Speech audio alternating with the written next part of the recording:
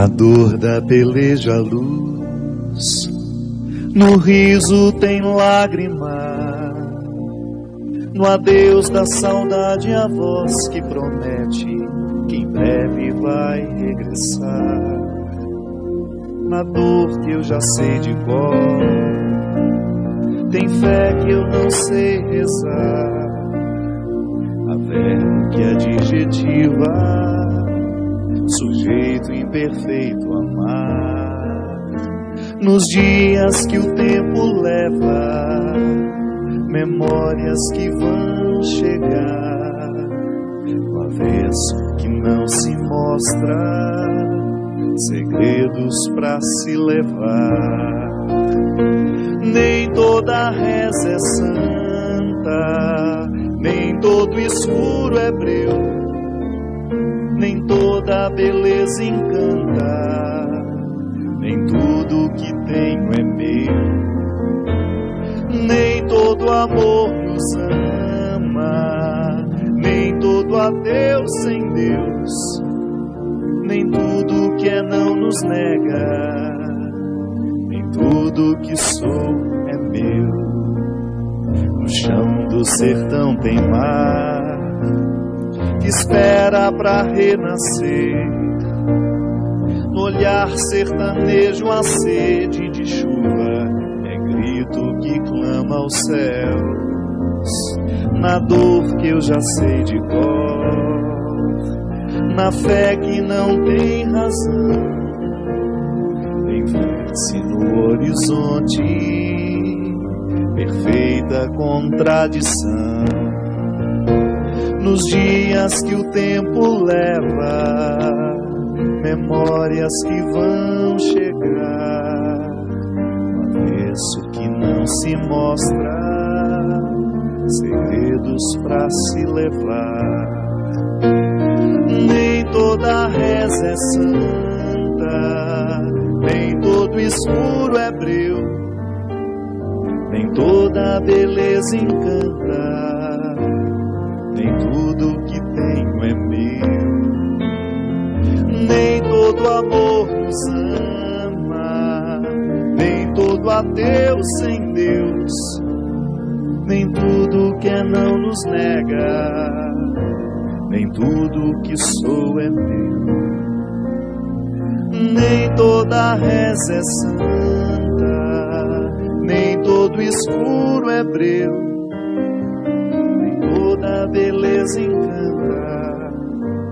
nem tudo que sou é meu.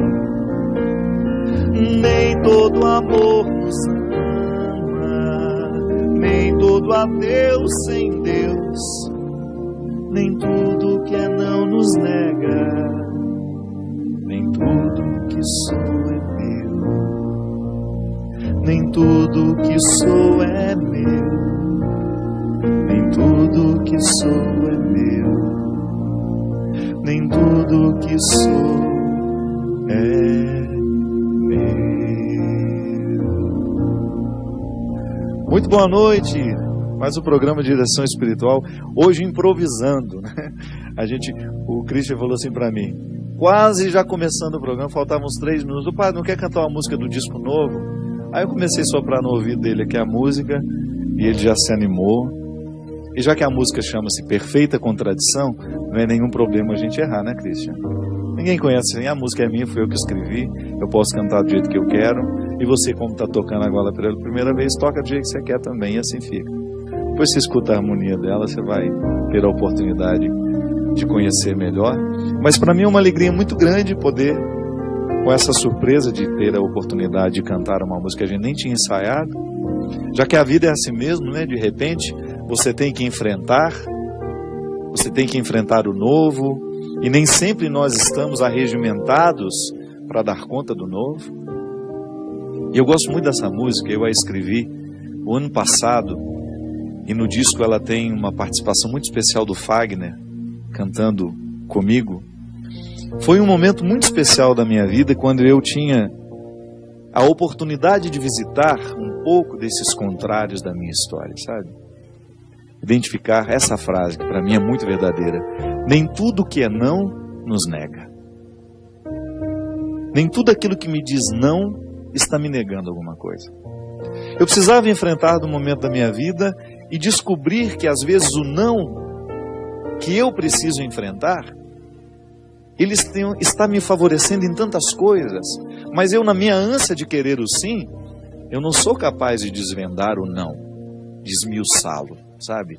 De olhar pelos avessos dele. É assim. Tantas vezes na nossa vida nós precisamos lidar com o não e observar que ele abre possibilidades na nossa vida.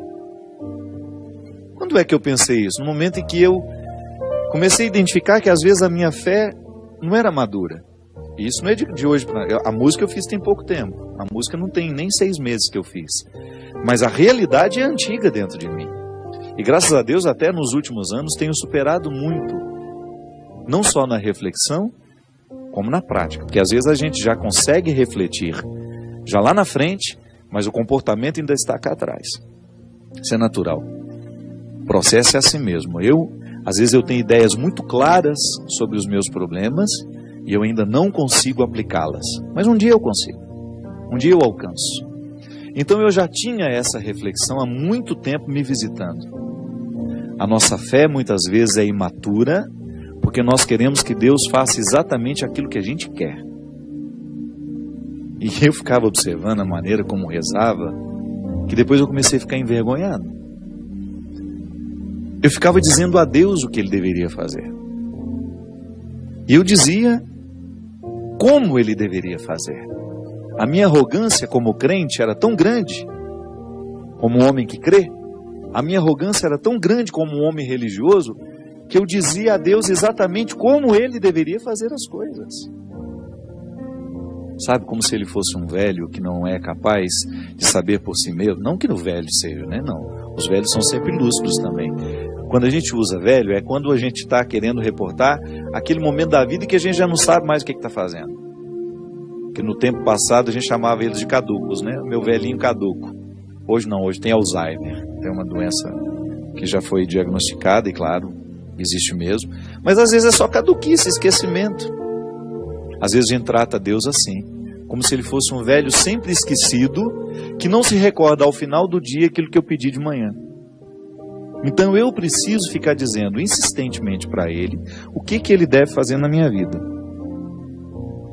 Eu rezava assim durante muito tempo, rezei assim durante muito tempo, até o momento em que eu percebi que isso não era honesto, isso não era justo, isso não era maduro. Como é que eu posso ter a pretensão de ser um assessor de Deus? Eu ficar dizendo a Ele o que deve fazer na vida do Christian? Eu ficar ditando a Ele qual é a melhor maneira de resolver aquela situação?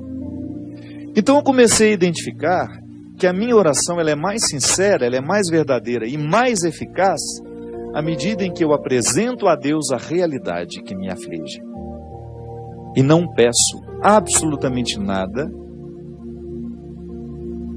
Eu não direciono o que é que eu acho que Deus deve fazer. Eu só para Ele apresento: Senhor, o Senhor sabe o tanto que isso está me angustiando. O Senhor sabe o tanto que eu gostaria que isso acontecesse.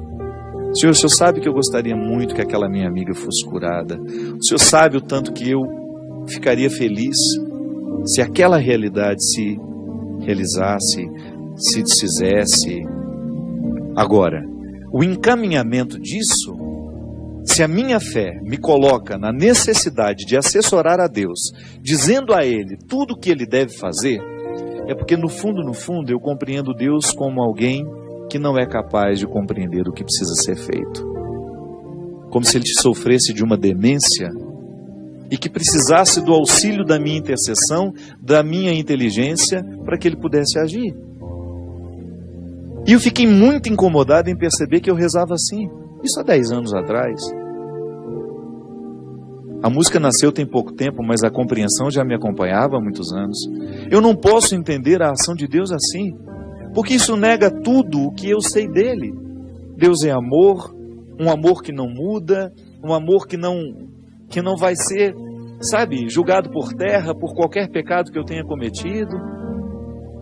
Mas por outro lado, eu preciso identificar Eu preciso entender que às vezes, na maneira como eu me relaciono com Ele, eu estou esquecido de que Ele é esse amor, de que Ele quer o meu bem, de que não há nada na minha vida que Ele não queira de maneira harmônica, organizada, bonito, ordenada. Mas às vezes eu tomei decisões, eu fiz escolhas que não favoreceram aquilo que Ele queria para mim. Então a oração que eu faço é para iluminar a minha natureza. A oração que nós fazemos não modifica em nada quem Deus é. Ou você acha que modifica? Você acha que o elogio que você faz a Ele, o louvor que você canta, o elogio, que o louvor é um elogio, você acha que esse elogio altera Deus? Agora, altera a minha maneira de olhar para Ele. Porque quanto mais eu o elogio, mais eu percebo a sua grandeza. A grandeza de Deus não depende dos elogios que nós fazemos a Ele. Só que às vezes, minha gente, nós somos tão arrogantes. E é uma arrogância velada, disfarçada. É uma arrogância que a gente leva tempo para reconhecer, é mesmo. Eu fico fazendo a minha oração de louvor achando que eu estou... Que isso altera quem Deus é, que eu preciso ficar elogiando mesmo para Ele ser grande como Ele é. E eu preciso dizer publicamente a sua glória, a sua graça, para que Ele seja realmente grande e glorioso. Não. Agora, quando eu faço um elogio a Ele, eu ilumino a minha consciência para reconhecer a grandeza dEle. Isso é maduro. Ou quando eu faço um pedido a Deus, quando eu dou a Ele a liberdade de encaminhar a situação, sabe, eu estou quebrando dentro de mim as amarras que humanamente eu trago e que impedem que a graça, que o amor que Ele quer para mim se realize. Ou então, minha gente, eu me coloco de maneira tão imatura que eu não permito o percurso natural dos fatos. Eu quero que Deus interfira naquilo que Ele não pode interferir, não que Ele não possa, é porque Ele estaria interferindo na liberdade que Ele concedeu a cada um de nós. É como você rezar para que termine a fome no mundo. Essa oração, ela deveria lhe mobilizar para que você tivesse coragem de dividir o seu pão com quem tem fome. Não é para convencer Deus a ser bondoso e eliminar a fome do mundo. Quem erradica a fome do mundo não é Deus, somos nós. É uma responsabilidade humana.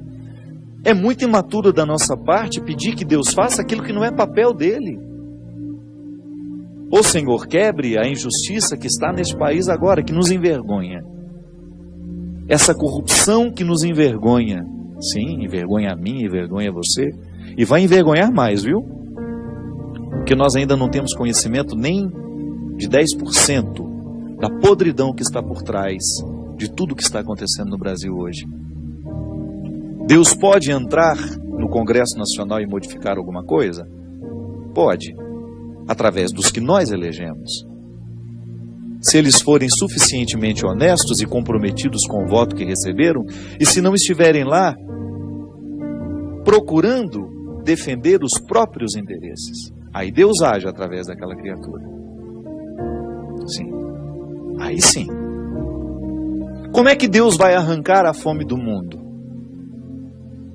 Quando eu rezo pedindo que Deus acabe com a fome no mundo, eu estou dizendo a Ele, Senhor, quebra o meu egoísmo, para que eu tenha condições de ir multiplicar os pães, para que eu tenha coragem de fazer alguma coisa, arregaçar as mangas e atuar na sociedade de maneira que eu seja a quebrar o poder da mentira, a quebrar o poder do roubo, a quebrar o poder da injustiça. A minha cidade, por exemplo, sou nascido em Formiga com muito orgulho, amo a minha terra, muito embora não tenha tanta oportunidade de estar lá, mas eu a levo comigo onde eu vou. A Santa Casa da minha cidade está falida, está fechando as portas. Você já parou para pensar quantas pessoas que precisam do atendimento público naquela Santa Casa? São 54 cidades na região de pessoas que precisam daquele atendimento público. Fico pensando nos funcionários que amam aquela instituição.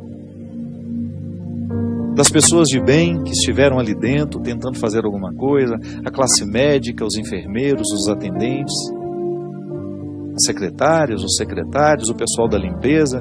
Todo mundo vê uma casa ter de fechar as portas porque ela está falida. Por que faliu? Vão apurar? Vão descobrir? Como é que Deus pode resgatar a Santa Casa de Misericórdia de Formiga?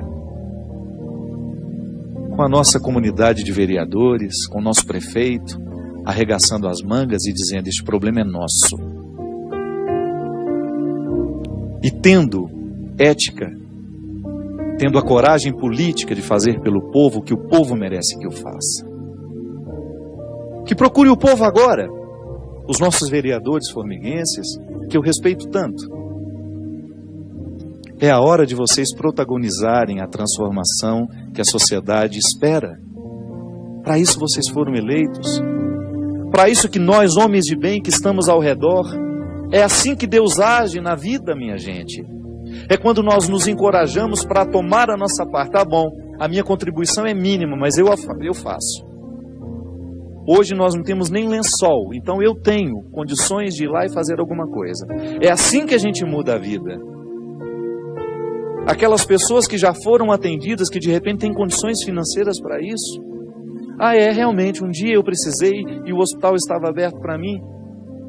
Eu vou lá, eu vou ter coragem de fazer alguma coisa, eu vou realizar um gesto para ajudar.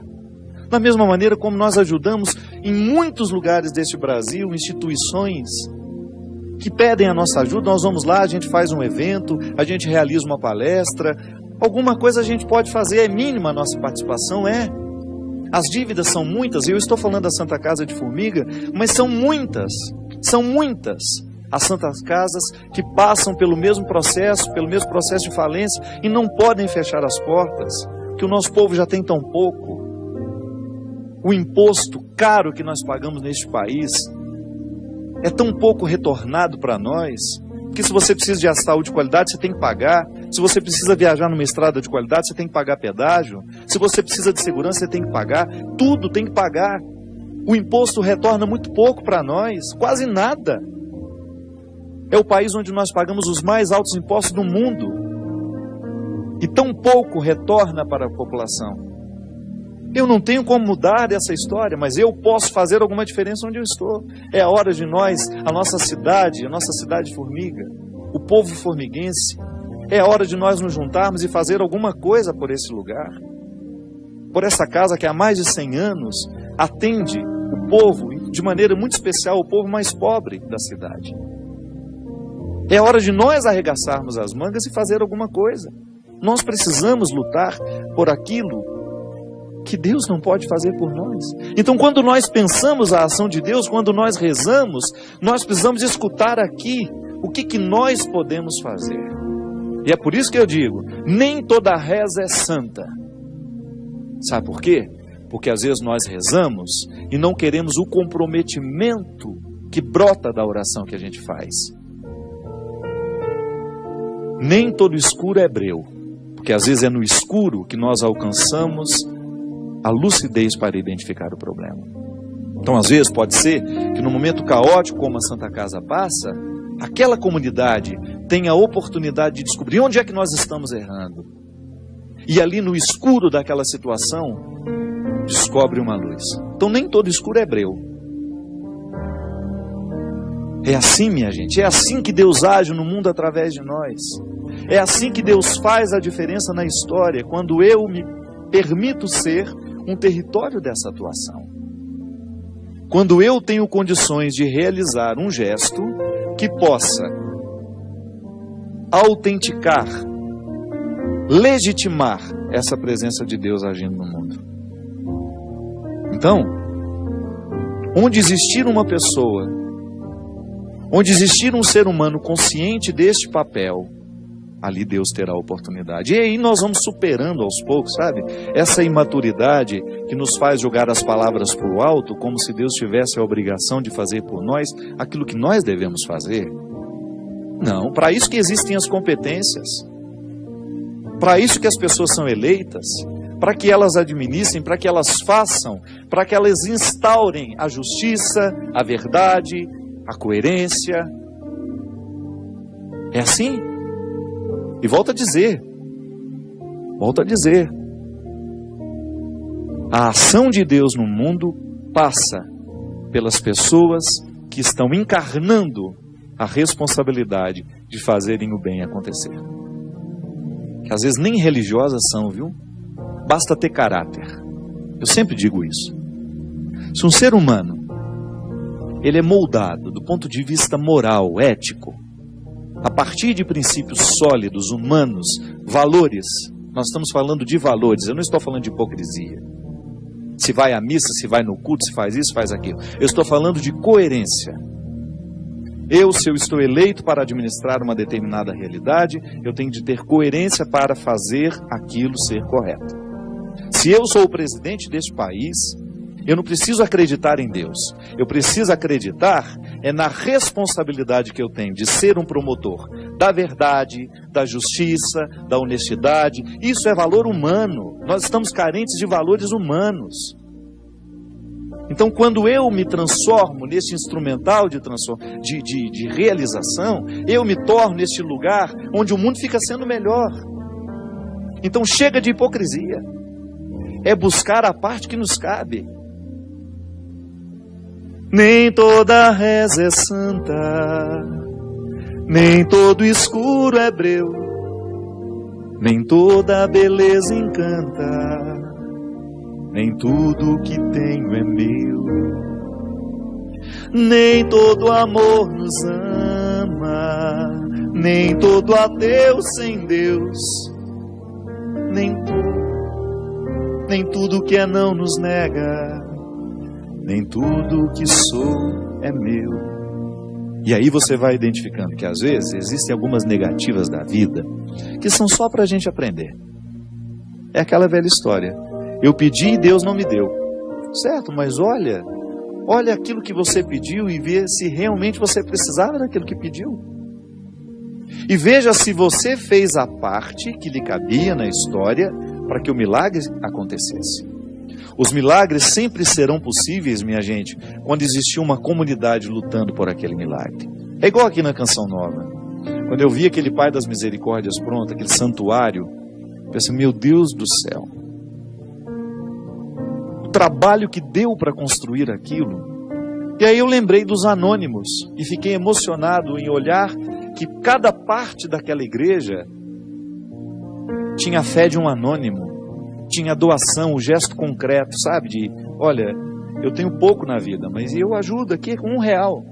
É assim que a gente faz as transformações acontecerem. É quando a gente se mobiliza para fazer a nossa parte. O mundo precisa de gente assim, que promove grandes milagres a partir de pequenas iniciativas. Porque também o contrário é verdadeiro. Grandes estragos acontecem em pequenas negligências. Às vezes um projeto grandioso dá errado, por quê? Porque houve pequenas negligências no dia a dia. Negligencio hoje aqui uma coisa, põe debaixo da gaveta, finge que não vi, amanhã negligencio outra, e aquilo vai se avolumando, e daqui a pouco nós não temos mais condições, porque a negligência nossa de cada dia prejudicou, fragilizou o projeto maior. Por isso que sempre é honesto da nossa parte identificar onde é que nós estamos negligenciando. Porque da mesma maneira como pode falir um hospital, a nossa vida também vai falindo aos poucos. Você começa a observar que você está deixando de cuidar daquilo que é fundamental na sua estrutura humana, inclusive esse caráter que eu estou dizendo, que às vezes a gente fica criticando, a gente fala das desonestidades que afligem o país. Claro, isso é terrível, isso tem que ser cortado na raiz. Nós precisamos clamar para que essa corrupção seja lavada deste país. Nós não merecemos isso. Agora, eu preciso, com toda a honestidade que me cabe, identificar onde é que eu também posso ser corrupto, onde talvez eu esteja exercendo em pequenas medidas, essa corrupção que depois vai se juntando a outra. Aí sim, é hora de olhar para a maneira como você trata o seu funcionário, para o salário que você paga, para a honestidade que você tem com as horas extras que ele te faz, a sensibilidade de perceber se ele está ganhando o que ele realmente merece ganhar. É você ter coragem de mexer nos seus números para favorecer aqueles que cuidam de você, e você praticar esse socialismo que às vezes a gente quer, né? A palavra como está sendo usada, ela é ruim, mas quando você vai nas origens do próprio Evangelho, quando Jesus nos propõe de que a gente precisa dividir um pouco mais, de que a gente precisa ser um pouco mais amoroso, mais misericordioso, aí sim, mexe nos nossos números isso, mexe nas nossas convicções, na humanidade que você trata o outro, na maneira como você olha para o outro. Isso sim é justiça social. Então, às vezes, nós queremos a grande reforma das estruturas, mas nós não queremos mexer nas estruturas que nos dizem respeito. Aí, meu caro, por sabermos que estamos incoerentes nas pequenas causas, nós vamos ter muita dificuldade de acreditar nas causas maiores, nas transformações que serão possíveis a partir desses gestos que redirecionam as negligências, que corrigem essas negligências, para que a gente continue tendo condições de clamar por aquilo que é maior. Por quê? A gente teve coragem de mexer nos bastidores da nossa vida. Nós vamos para um rápido intervalo e a gente volta já já com o programa de Direção Espiritual.